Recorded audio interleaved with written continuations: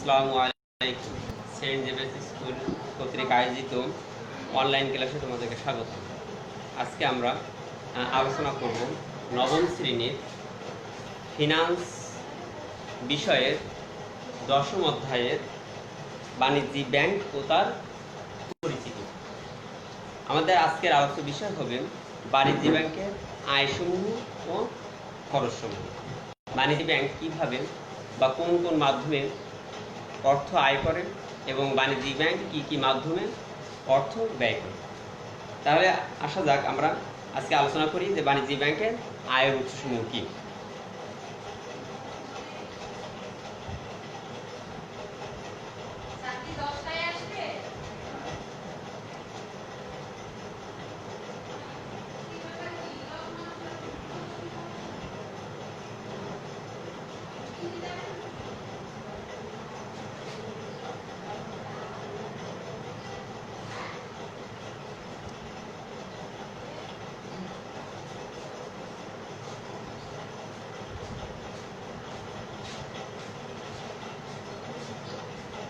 তাহলে বাণিজ্যিক ব্যাংক তার ব্যবসা হতে বিভিন্নভাবে আয় করে থাকে, যা নিম্নে বর্ণনা করা হলো। আমরা কিভাবে বা কোন মাধ্যমে বাণিজ্যিক ব্যাংক আয় করে সেটা আমরা আলোচনা করব।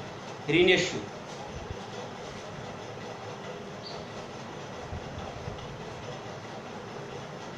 ঋণের সুদ।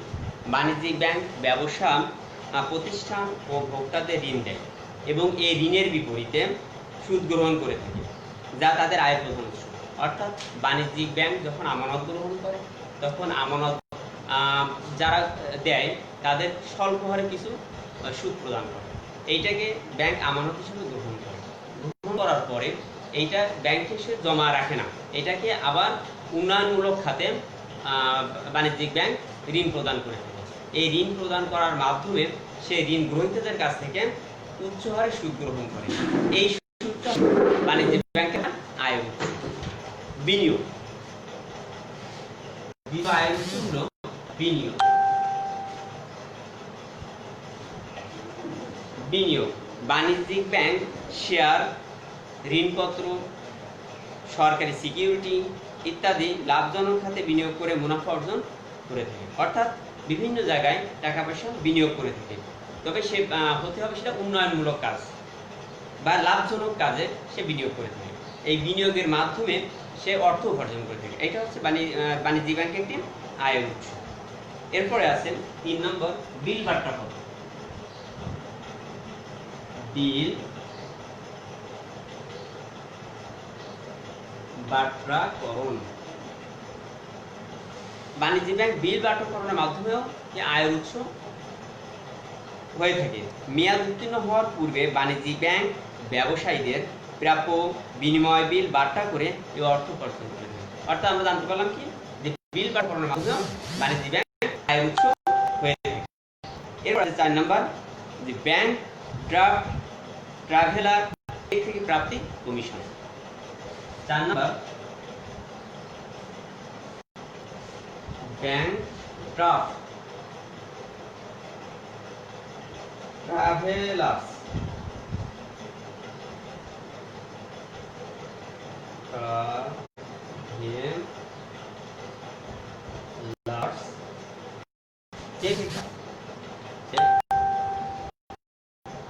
থেকে প্রাপ্ত কমিশন।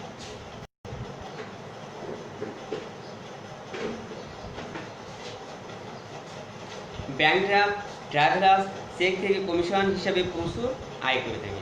অর্থাৎ ব্যাংক ড্রাফটের মাধ্যমে, ট্রাভেলসের চেকের মাধ্যমে বিক্রয় করে একটা নির্দিষ্ট কমিশন থাকে ব্যাংকে। এই কমিশনটা হচ্ছে বাণিজ্য ব্যাংকের একটা আয়ের প্রধান উৎস। এরপর হচ্ছে যোগাযোগ ব্যবস্থা।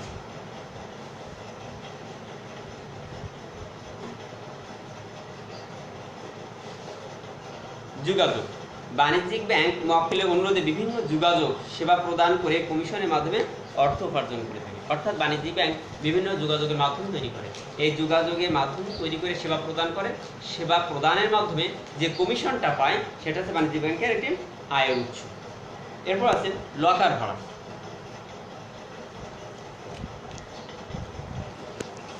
লকার মানুষ সবসময় তার সম্পত্তির আছে নিরাপত্তা খোঁজ, টাকা পয়সা সোনা দানা এগুলো নিয়ে সবাই নিরাপত্তা খোঁজ। এই নিরাপত্তা খোঁজার জন্য ব্যাংকে একমাত্র আশ্রয় হিসাবে গ্রহীতারা বা দাতারা এটা মনে করে থাকে। জনগণ তাদের মূল্যবান দলিল, গহনা ইত্যাদি ব্যাংকে লকারে জমা রাখতে পারে। তার বিপরীতে বাণিজ্যিক ব্যাংক সার্ভিস চার্জ আদায় করে থাকে। এই সার্ভিস চার্জের মাধ্যমেও বাণিজ্যিক ব্যাংক আয়ের উৎস হিসেবে গণ্য করে। অর্থাৎ মানুষ যখন অনেক টাকা পয়সা হয় বা যখন সোনাদানা হয় অথবা যখন জায়গা জমি দলিলপত্র থাকে তখন সেগুলো বাড়ি রাখা সে নিরাপদ মনে করে না। তখন কি করে, এটাকে একটা নিরাপদ স্থান খোঁজে। এই নিরাপদ স্থান হিসাবে ব্যাংকে সে বেশি প্রাধান্য দেয়। তখন এটা ব্যাংকে জমা রাখে। রাখার মাধ্যমে ব্যাংক তাদের এই নিরাপত্তাটা দিয়ে থাকে।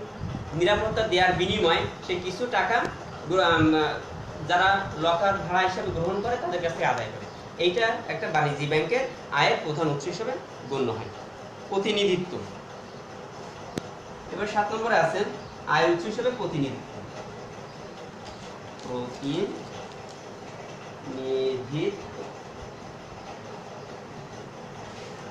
বাণিজ্যিক ব্যাংক মক্কেলের পক্ষে বিভিন্ন প্রকার প্রতিনিধিত্বমূলক লেনদেন করে থাকে, যেমন চেক বা বিলের অর্থ আদায় করা বা পরিশোধ করা ইত্যাদি। এর কাজের জন্য ব্যাংক কমিশন আদায় করে, যা তাদের আয়ের উৎস হিসেবেও গণ্য হয়। শেয়ার ক্রয় বিক্রয়ের মধ্যস্থতা। 8 নম্বরে আছে শেয়ার ক্রয় বিক্রয়ের মধ্যস্থতা।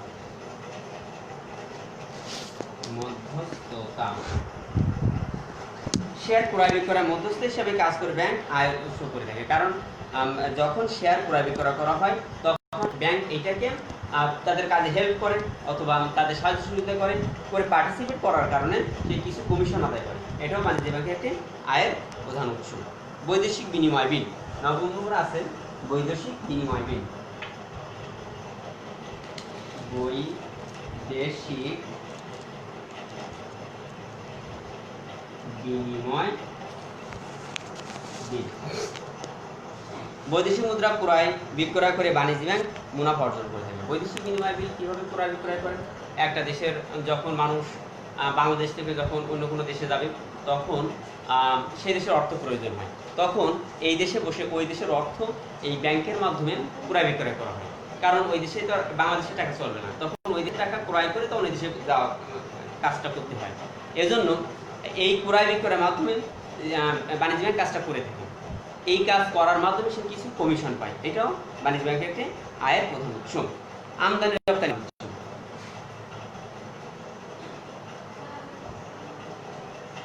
আমদানি রপ্তানি বাণিজ্য।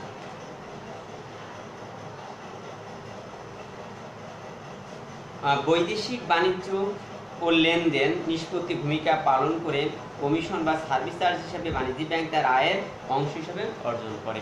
অর্থাৎ আমদানি রপ্তানিতে বাণিজ্যিক ব্যাংক যে ভূমিকা রাখে, যে যখন একটা অন্য দেশের কোনো পণ্য আমাদের দেশে আসবে বা আমাদের দেশের পণ্য যখন অন্য দেশে যাবে তখন এর মাধ্যমে একটা আমদানি রপ্তানি সংগঠিত করবে। কিন্তু এই দেশের টাকা তো ওই দেশে চলে না বা ওই দেশের টাকা এই দেশে চলবে না। তখন কি করবে, এই আমদানি রপ্তানি বাণিজ্যকে গতি ত্বরান্বিত করতে এই দেশের টাকা ওই দেশে রূপান্তরিত করা আর ওই দেশের টাকা এই দেশে রূপান্তরিত করার মাধ্যমে লেনদেনগুলো সম্পূর্ণ করা হয়। এই কাজটা করার মাধ্যমে বাণিজ্যিক ব্যাংক কি করে, একটা কমিশন পেয়ে থাকে। এই কমিশনটা হচ্ছে বাণিজ্যিক ব্যাংকের একটি আয়ের প্রধান উৎস। এরপর আসে প্রত্যয়নপত্র। প্রত্যয়নপত্র আন্তর্জাতিক বাণিজ্যে আমদানি কারকদের প্রত্যয়পত্র অর্থাৎ লেটার অফ ক্রেডিট ইস্যু করে বাণিজ্যিক ব্যাংক কমিশন আদায় করে থাকে।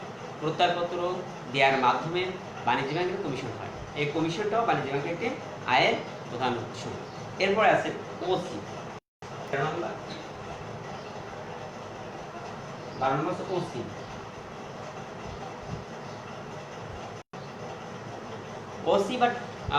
ওসি হিসেবে কাজ করে বাণিজ্যিক ব্যাংক কমিশন আদায় করে থাকে।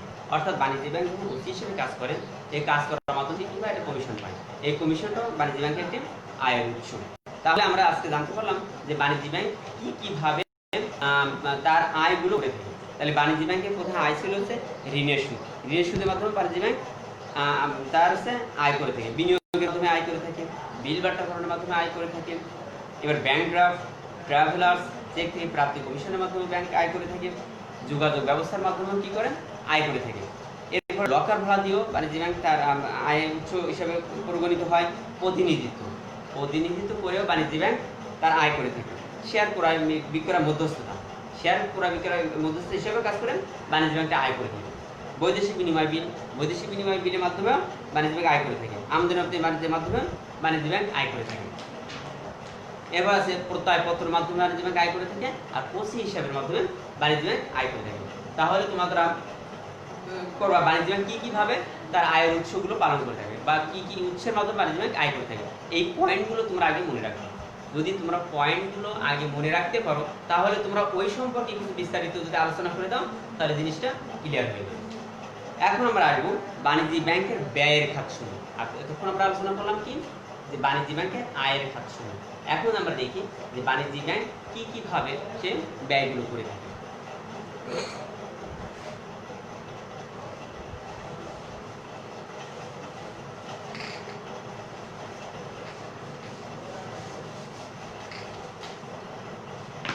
তাহলে প্রথম আছে আমানতকারী আমানতের সুদ প্রদান করে। আমানতকারী আমানতের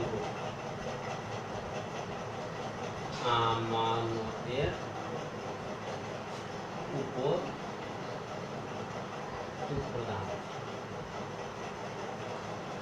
তাহলে প্রথম ব্যয়ের খাতসমূহের মধ্যে রয়ে গেছে কি, আমানতকারী আমানতের উপর সুদ প্রদান করে। কিভাবে? যখন গ্রাহক ব্যাংকে টাকা জমা রাখে, তখন ব্যাংক কি করে, যে পরিমাণ টাকা রাখে তার উপর একটা নির্দিষ্ট হারে তাকে সুদ প্রদান করে। এই সুদ প্রদানের মাধ্যমে কি করে বাণিজ্য ব্যাংক একটা খরচ হিসেবে গণ্য করে থাকে। কারণ একটা মানুষ যখন টাকা নিরাপত্তার জন্য হোক বা অন্য কোনো কারণ হোক টাকা ব্যাংকে জমা রাখে, তখন ব্যাংক কিন্তু ওই টাকাটা কি করে না, ব্যাংক কিন্তু রাখে না, ওই টাকাটা আবার কি করে অন্যের কাছে ঋণ হিসেবে প্রদান করে, সেখান থেকে সে উচ্চ হারে সে সুদ নিয়ে থাকে। এই জন্য ব্যাংক কি করে, যে ব্যাংকে টাকাটা জমা রাখছিল তাকে কিছু অল্প হারে সুদ প্রদান করে থাকে, আর যখন অন্য জায়গা থেকে যে ঋণ প্রদান করেছিল সেটা উচ্চ হারে সে সুদ গ্রহণ করে থাকে। তাহলে আমানতকারী দিল অল্প হারে সুদ, আর ঋণ গ্রহীতার কাছ থেকে নিল বেশি হারে সুদ। এই দুই সুদের পার্থক্য ব্যাংকের আয়ের একটা উৎস। কিন্তু প্রাথমিকভাবে কি বলছে, যে আমানতকারীকে যে পরিমাণ টাকা সুদ দিয়ে থাকে এটা হচ্ছে ব্যাংকের একটা বা ব্যয়। এরপর আছে 2 নাম্বার, কেন্দ্রীয় ব্যাংক প্রদত্ত ধারের উপর সুদ প্রদান।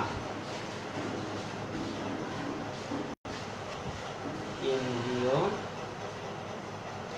ব্যাংক প্রদত্ত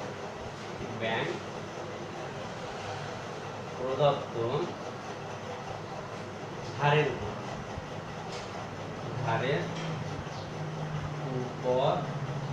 সুদ প্রদান। তাহলে কেন্দ্রীয় ব্যাংক প্রদত্ত ধারের উপর সুদ প্রদান কিভাবে? তার মানে যখন বাণিজ্য ব্যাংক তার কার্য পরিচালনা করে, তখন কার্য পরিচালনা করার জন্য তার কিন্তু অনেক অর্থের প্রয়োজন হয়। যখন সে অর্থে ঘাটতি পড়ে বা অর্থ সংকট হয়, তখন সে কেন্দ্রীয় ব্যাংকের কাছ থেকে ঋণ হিসাবে টাকা এনে তার ব্যাংক কার্যক্রম পরিচালনা করে। যখন কেন্দ্রীয় ব্যাংকের কাছ থেকে ঋণ নিয়ে আসে, তখন তার উপর তাকে কিছু সুদ প্রদান করতে হয়। এইটা হলো কেন্দ্রীয় ব্যাংকের প্রদত্ত সুদ। এটাও বাণিজ্য ব্যাংকের একটা খরচ। এরপর আসে অন্যান্য বাণিজ্য ব্যাংক থেকে গৃহীত ঋণের উপর সুদ। 3 নাম্বার, অন্যান্য বাণিজ্যিক ব্যাংক হতে গৃহীত ঋণের উপর সুদ। গৃহীত ঋণের উপর সুদ প্রদান। ঋণের উপর সুদ দান। অর্থাৎ যখন অনেক সময় দেখা যায় কি, ব্যাংকে যখন অর্থনৈতিক সংকট হয় বা যখন টাকা বেশি প্রয়োজন হয়, তখন বাণিজ্য কেন্দ্রীয় ব্যাংকের কাছে এসে, ঠিক কেন্দ্রীয় ব্যাংকের কাছে না যেও যদি তারা অন্যান্য বাণিজ্য ব্যাংকের কাছ থেকে এই টাকাটা এনে তারা কি করে, তাদের ঘাটতিটা পূরণ করে। তাহলে যখন তার ঘাটতি দেখা যাবে, তখন সে অন্য বাণিজ্যিক ব্যাংকের কাছে কি আনবে, ঋণ নিয়ে আসবে। যখনই ঋণ নিয়ে আসবে, তখন তাদেরকে কি করতে হবে, ওই ব্যাংকের কিছু সুদ প্রদান করতে হবে। এটা হচ্ছে অন্যান্য বাণিজ্য ব্যাংকের মধ্যে গৃহীত ঋণের সুদ। এটা বাণিজ্য ব্যাংকের একটা ব্যয়। এরপরে আছে কর্মকর্তা কর্মচারী বেতন ভাতা ও বোনাস প্রদান। কর্মকর্তা ও কর্মচারীর বেতন ভাতা ও বোনাস। অবশ্যই যে কর্মকর্তা কর্মচারীদের যখন বেতন ভাতা প্রদান করবে তখন এটা একটা বাণিজ্য ব্যাংকের কি হবে, ব্যয় বা খরচের সাথে প্রগণিত হবে। কারণ এখানে কর্মকর্তা কর্মচারী কাজ করেছে, তার বিনিময়ে তারা বেতন পায়। এই বেতনটা কি হবে, বাণিজ্য ব্যাংকের একটা ব্যয়ের খাত। এরপর আছে পরিচালনা ও ব্যবস্থাপকের ভাতা। পরিচালক ও ব্যবস্থাপকের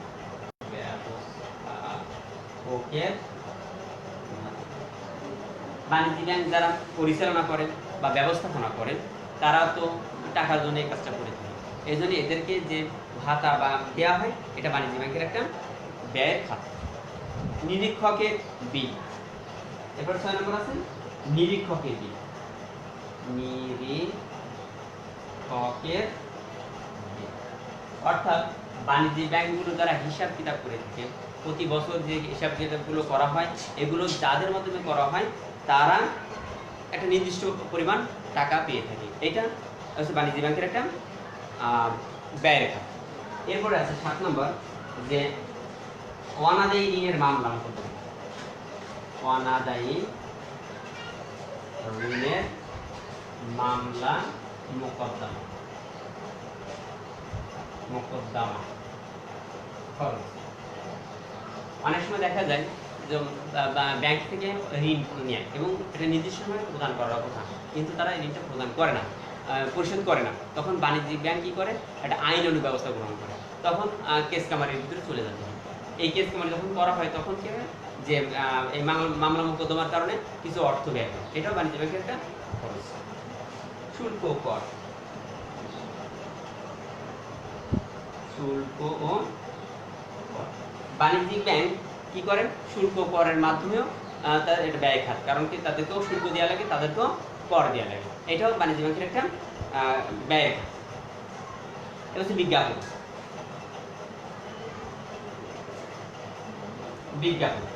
বিজ্ঞাপন খরচ। বাণিজ্যিক ব্যাংক তাদের কার্য পরিচালনা করার জন্য বিজ্ঞাপন দিয়ে থাকে। এটাও বাণিজ্য ব্যাংকের একটা ব্যয়ের খাত সমূহ। এরপর আছে কর্মীদের প্রশিক্ষণ খরচ। কর্মীদের প্রশিক্ষণ খরচ। কারণ বাণিজ্যিক ব্যাংক যখন তার কর্মচারী নিয়োগ করে তখন তো তারা সেই কাজটা সম্পর্কে অবগত থাকে না, তখন কি করা লাগে, তাদেরকে প্রশিক্ষণ দেওয়া লাগে, তাদেরকে ব্যাংকে কাজ করা উপযোগী করা লাগে। তখন তারা এই প্রশিক্ষণের ব্যবস্থা করে থাকে। এর পিছনে কিছু খরচ হয়, এটা হচ্ছে কর্মীদের প্রশিক্ষণ খরচ। এটাও বাণিজ্য ব্যাংকের ব্যয়। তাহলে আমরা আজকে জানলাম যে বাণিজ্যিক ব্যাংক কিভাবে বা কোন কোন উৎসের মাধ্যমে আয় করে থাকে এবং কোন কোন উৎসের মাধ্যমে ব্যয় করে থাকে। তাহলে তোমাদের বাড়ির কাজ থাকবে হলো যে তোমরা বাণিজ্যিক ব্যাংকের আয়ের খাত সমূহ ও ব্যয়ের খাত সমূহের যে পয়েন্টগুলো আছে এগুলো তোমরা আগে আয়ত্ত আনার চেষ্টা করো, মুখস্থ করার চেষ্টা করো। যদি তোমরা এই আয়ের খাত এবং ব্যয়ের খাতগুলো তোমরা পয়েন্ট আকারে মুখস্থ করে রাখতে পারো তাহলে দেখা যাবে কি তার সাথে তুমি যদি 1 লাইন 2 লাইন করে তার ব্যাখ্যাটা দিয়ে দাও তাহলে তোমার একটা পরিপূর্ণ একটা প্রশ্ন তৈরি হয়ে যাবে। তাহলে আমরা আজকে বাণিজ্য ব্যাংকের আয়ের খাত সমূহ ব্যয়ের খাত সমূহ জানলাম। আমরা পরবর্তী থেকে আবার যে একটা অধ্যায় আছে, অন্য যে অধ্যায় আছে সেই অধ্যায় সম্পর্কে আমরা আলোচনা করব। তাহলে তোমরা এই বাড়ির কাজগুলো করবা ইনশাআল্লাহ। আমরা পরবর্তী ক্লাসে দেখা হবে। আল্লাহ হাফেজ।